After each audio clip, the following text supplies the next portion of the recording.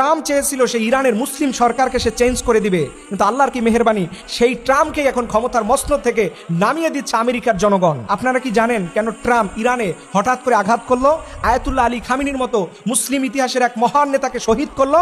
এর পিছনে কারণ ছিল, কুখ্যাত একটা ফাইল জমা হয়েছে ওর নামে, সেটার নাম হচ্ছে অ্যাপস্টিন ফাইল। এই অ্যাপস্টিন ফাইলকে ধামাচাপা দেওয়ার জন্য, এইটা যেন বিশ্ববাসী না জানুক, ওর মতো সাদা মানুষের অন্তরে যে কত কালা আছে এটা আল্লাহ ছাড়া আর কেউ জানে না। এই তার জীবনের কুকীর্তি মানুষের কাছ থেকে আড়াল করার জন্য সে একটা কৌশল করলো, সে ইরানে আক্রমণ করবে। সে আয়াতুল্লাহ আলী খামিনির মতো মুসলিমের ইতিহাসের এক মহান নেতাকে সে শহীদ করেছে। সে ভাবছিল এখান থেকে সে বেঁচে যাবে, কিন্তু আল্লাহ পাকের কি মেহেরবানি দেখেন।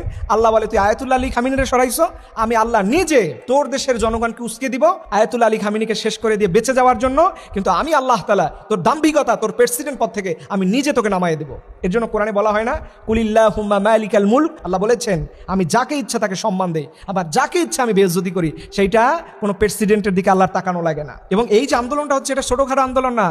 আমেরিকা বিশাল বড় দেশ, এখানে 50টা অঙ্গরাজ্যে প্রায় 3000-এর উপরে স্থানে কোটি কোটি মানুষ তার বিরুদ্ধে, তার পদত্যাগের বিরুদ্ধে এসে স্লোগান দিচ্ছে, জড়ো হচ্ছে। এটা আল্লাহ তাআলার মিরাক্কেল ছাড়া আর কি। আজকে এই আমেরিকার দিকে একটা কেউ পাথর ছুঁড়তে পারতো? ওই দেশ তো পুরো কিয়ামত বানাই দিত, কিন্তু আল্লাহ তাআলা নিজের জনগণকে উদ্বুদ্ধ করে দিছে। এখন আপনি নিজের জনগণ যদি একবার খেপে যায়, ওইটা কি আর রেহাই আছে?